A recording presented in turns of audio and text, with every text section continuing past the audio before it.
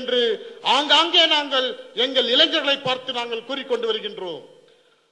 அன்பு திராவிட இயக்க தலைவர்களே, ஏப்ரல் 25 என்னுடைய ஒற்றுமைக்கு பிறகு, என்னுடைய இனத்தின் ஒற்றுமைக்கு பிறகு, என்னுடைய இன மக்கள் 5 லட்சத்திற்கும் மேற்பட்ட மக்கள் குடும்பமாக அங்கே கலந்து கொண்டு திராவிட இயக்கத்திற்கு வேண்டுகோள் வைத்த பிறகும் திராவிட இயக்க தலைவர்களே, நீங்கள் எங்களுக்கு சீட்டு மறுக்கப்பட்டால் அன்றைய தினம் மட்டுமே நாங்கள் சிறிய வன்முறையில் ஈடுபட நேரிடும். அன்பு சகோதரர்களே, ஒருவேளை திராவிட இயக்க தலைவர்கள் நமக்கு மீண்டும் 1 சீட்டோ 2 சீட்டோ கொடுத்து நம்மை ஒதுக்க நினைத்தால் முதலில் நீங்கள் செய்ய வேண்டியது உங்கள் அனைத்து இல்லங்களிலும் கருப்பு கொடியை ஏற்றுங்கள். அன்பு சகோதரர்களே, அது மட்டுமல்ல, உடனடியாக அந்த 1 சீட்டு 2 சீட்டு பெற்று வருகிறானே நம்முடைய இன துரோகி, அவன் யாராயிருந்தாலும் அவன் வீட்டை முற்றுகையிடுவோம். இங்கே இந்த இனத்திற்கு விடுதலை வேண்டும். இங்கே இந்த இனம் அடிமைப்பட்டு கிடக்கிறது. 1937 இருந்து சட்டமன்ற தேர்தல் நடந்து கொண்டிருக்கின்றது. ஒரு முறை கூட நம்முடைய இனத்திற்கான ஈக்குவலான ஒரு சதவீதத்தை இந்த அரசியல் கட்சிகள் தரவில்லை. எங்களுக்கு 55 சீட்டுகளையாவது குறைந்தது ஒவ்வொரு கட்சியிலும் 25 சீட்டுகளை தாருங்கள் என்று நாங்கள் அனைத்து யாதவர்களும் ஒன்று கூடி இங்கே மக்களை திரட்டிக் கொண்டிருக்கின்றோம். இன துரோகிகள் யாராவது 1 சீட்டை பெற்றுக் கொண்டு வந்தால் நிச்சயம் அந்த இன துரோகிகளால் நம் இனத்தை காப்பாற்ற முடியாது. ஏற்கனவே இருந்த 1-2 எம்எல்ஏக்கள் என்ன சாதிக்க முடியாது. ஆகவே அது போன்ற தவறை என்னுடைய திராவிட முன்னேற்ற கழகத்தின் யாதவ சகோதரனோ அல்லது அதிமுக யாதவ சகோதரனோ செய்ய மாட்டான் என்ற நம்பிக்கை எங்களுக்கு இருக்கிறது. அதே நேரத்தில் என்னுடைய வேண்டுகோள், அன்பு சகோதரிகளே, அது மட்டுமல்ல, அனைவரும் காலையில் வாக்குப்பதிவு செல்லுங்கள்.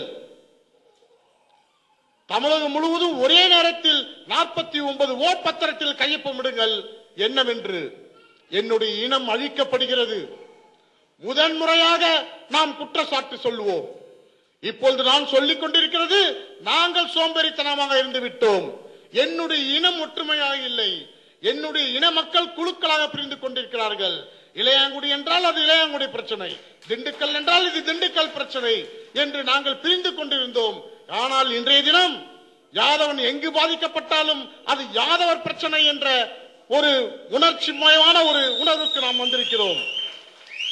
இப்படிப்பட்ட ஒரு வேண்டுகோளை வைத்து ஒரு மிகப்பெரிய மாநாடை அமைத்து அங்கே 5 லட்சத்திற்கும் மேற்பட்ட நம்முடைய யாதவர்கள் கலந்து கொண்ட போதிலும் நமக்கு பாதிக்கப்பட்டால், நமக்கு சரியான உரிமை கொடுக்க மறுத்துவிட்டால் நாம் உடனே செய்ய வேண்டியது 49 ஓ பத்திரத்தில் என்னுடைய இனத்தை அரசியல்வாதிகள் திட்டமிட்டே அளிக்கிறார்கள், என் இனம் அழிந்து கொண்டிருக்கிறது என்று 60 லட்சம் வாக்காளர்கள் அல்ல, 20 லட்சம் வாக்காளர்கள், 20 லட்சம் வாக்காளர்கள் நம்முடைய யாதவ சொந்தங்கள் அங்கே 49 ஓ பத்திரத்தில் கையொப்பமிட்டு வாருங்கள். அது மிக பெரிய ஒரு கான்ஸ்டிடியூஷனல் கிரைஸ். அந்த தேர்தல் செல்லாது. அந்த தேர்தல் செல்லுகிறது என்றால் எங்களுடைய பிணத்தின் மீதுதான் அந்த தேர்தல் செல்லும். நாங்கள் உங்களை கேட்பது மரத்தை வெட்ட சொல்லவில்லை, பேருந்துகளை கொளுத்த சொல்லவில்லை. உன்னுடைய வாக்கை சரியாக பயன்படுத்துங்கள். உன்னுடைய வாக்குச்சீட்டு அணுகுண்டை விட ஆபத்தான ஒரு காகிதம். ஆகவே மரியாதைக்குரிய சொந்தங்களே, வருகின்ற தேர்தலில் நம்முடைய குறிக்கோள் 55 சீட்டுகளை அனைத்து இயக்கங்களும் ஒதுக்க வேண்டும். ஒவ்வொரு இயக்கமும் எனக்கு 25 சீட்டுகளை தர வேண்டும். எனக்கல்ல, அண்ணன் மாரிய சுந்தரமத்துக்கு அல்ல, தம்பி ராமகிருஷ்ணனுக்கு அல்ல, அந்தந்த இயக்கத்தில் இருக்கின்ற யாதவ சகோதரனுக்கு தர வேண்டும். இதுதான் எங்களின் முதல் வேண்டுகோள்.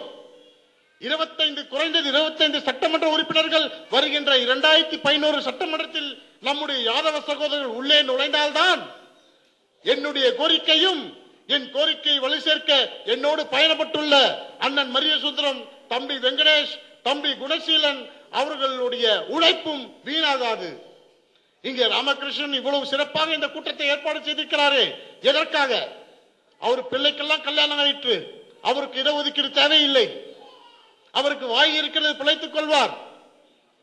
எனக்கு இடஒதுக்கீடு சத்தியமாக தேவையில்லை. இங்கே மேடையில் அமர்ந்து என்னோடு பயணம் பண்ணுகின்ற யாருக்கும் இடஒதுக்கீடு தேவையில்லை. எங்களுடைய பயம் எல்லாம் இந்த இனம் அழிந்து விடக்கூடாது என்றுதான். அதுவும் எப்படி என்றால் 6 மாதத்திற்கு முன்பாக கோபயன் மாநாட்டில் டாக்டர் மன்மோகன் சிங்கும் அமெரிக்க ஜனாதிபதி ஒபாமாவும் கவலைப்பட்டார்களே, 500 ஆண்டுகளுக்கு பிறகு இந்த புவி இதை போலவே இருக்க வேண்டும், வெப்பமடைதலை தடுக்க வேண்டும். ஏனென்றால் 500 ஆண்டுகளுக்கு பிறகு வருகின்ற நம்முடைய வாரிசுகளும் நம்மை போலவே சந்தோஷமாக இருக்க வேண்டும் என்ற எண்ணம் தான். அதே சந்தோஷம்தான் என் இனம் அழிந்துவிடக் கூடாது என்ற பயம். அதற்காக தான் நாங்கள் ஊர் ஊராக கிராம ஊராக சென்று ஒரு மிகப்பெரிய மாவீரனின் ஒரு மிகப்பெரிய தீர்க்கதரிசியின் சிலை வைத்து அங்கே போராட்ட களம் அமைக்கிறோம். இன்னும் சொல்ல போனால் என்னுடைய அன்பு சொந்தங்களே, சொல்லிக்கொண்டே செல்லலாம். 1972 வாக்கில் நம்முடைய குலத்தொழிலான பால்வளத்தில் 22 லட்சம் யாதவர்கள் நம்முடைய குலத்தொழிலை செய்து கொண்டிருந்தார்கள். இன்றைய தினம் எத்தனை பேர் இருக்கிறார்கள் தெரியுமா? 60,000 பேர் மட்டுமே நம்முடைய குலத்தொழிலை செய்து கொண்டிருக்கிறார்கள் என்றால் பால் வியாபாரம் தமிழகத்தில் நசிந்து விட்டதா? அல்லது பால் வியாபாரமே இல்லையா தமிழகத்தில்? அல்லது பால் யாருமே வாங்குவது இல்லையா? சற்று சிந்தித்து பாருங்கள். உன்னிடம் இருந்த குலத்தொழில் பறிக்கப்பட்டு விட்டது. ஆனால் அந்த தொழில் நசிந்து விட்டதா? கம்ப்யூட்டர் யுகத்தில் யாருமே பால் குடிப்பது இல்லையா? மாடு மேய்ப்பது நீ, பால் கறப்பது நீ, விலையை நிர்ணயம் செய்வது பால்வள சொசைட்டிகள். அந்த இடத்தில் என்னுடைய யாதவ சகோதரனுக்கு மறுக்கப்பட்டது. அந்த இடத்தில் ஏன் மறுக்கப்பட்டது? அரசியலில், அங்கீகாரத்தில், சட்டமன்றத்தில் என் இனத்தை சார்ந்த யாதவர்கள் அங்கே மிக மிக குறைவான 2 பேர் 3 பேர் மட்டுமே. ஆகவே சரியாக அதை எடுத்து செல்ல முடியவில்லை என்னுடைய அரசியலில் இருக்கின்ற என்னுடைய யாதவ சகோதரர்களால். இன்றைய தினம் என்ன நடந்து கொண்டிருக்கிறது? பிஷிங் ஸ்டாலை ஆங்காங்கே நியமித்துக் கொண்டிருக்கிறார்கள் தமிழக அரசை சார்ந்தவர்கள். நாங்கள் விழிப்புணர்வு கொடுக்கிறோம். விண் தொலைக்காட்சி வாயிலாக விழிப்புணர்வு கொடுக்கிறோம். பிஷிங் ஸ்டாலை கொடுக்க வேண்டும் என்றால் நீங்கள் அதை ஒரு மீனவருக்கு தான் கொடுக்க வேண்டும் என்று. அதுபோல ஆவின் ஸ்டாலை நீ யாருக்கு கொடுத்திருக்க வேண்டும்? என் இன மக்களுக்கு தானே கொடுத்திருக்க வேண்டும். பால்வள சொசைட்டியில் எனக்கு இடஒதுக்கீடை கொடுத்திருக்க வேண்டுமா இல்லையா? இன்னும் உலக மகா அதிசயம், கடந்த 25 ஆண்டுகளாக விலையே ஏறாத பொருள் எது தெரியுமா? அன்பு சகோதரிகளே, 25 ஆண்டுகளாக விலையே ஏறாத பொருள் எது தெரியுமா? பால் மட்டுமே. ஏனென்றால் பாலை தயாரிப்பது யாதவர்கள், பாலை மார்க்கெட்டிங் செய்வது வேறு இனத்தை சார்ந்த சகோதரர்கள். அவருக்கு இதனுடைய பலன் தெரியாது, இதனுடைய பயம் தெரியாது, இதனுடைய வேல்யூ தெரியாது. ஆகவே அவர்கள் அதற்கு சரியான விலையை நிர்ணயிக்க மாட்டேங்கிறார்கள். மரியாதைக்குரிய சகோதரர்களே, ஆகவேதான் எங்களுக்கு பால்வள சொசைட்டி 70% ரிசர்வேஷன் அது வேண்டும். எப்படி தாழ்த்தப்பட்ட இன சகோதரர்களுக்கு 234 இடங்களில் தாழ்த்தப்பட்ட மக்களின் பொருளாதாரம் மேம்பட வேண்டும், தாழ்த்தப்பட்ட மக்கள் கலாச்சாரத்தில் மேம்பட வேண்டும் என்ற நாகரிகத்தோடு நாங்கள் ஒப்புக்கொள்கிறோம். அவர்களுக்கு வேண்டும், இடஒதுக்கீடு வேண்டும். 44 சீட்டுகள் நிச்சயம் தாழ்த்தப்பட்ட மக்களுக்கு வேண்டும். அதுபோல என்னுடைய இனத்தை காப்பாற்ற வேண்டுமானால் எனக்கும் வேண்டும் இடஒதுக்கீடு. பால்வளத்தில் குறைந்தது 70% நமக்கு இடஒதுக்கீடு வேண்டும் என்ற கோரிக்கையும் நாங்கள் வலியுறுத்திக் கொண்டிருக்கின்றோம். நிச்சயமாக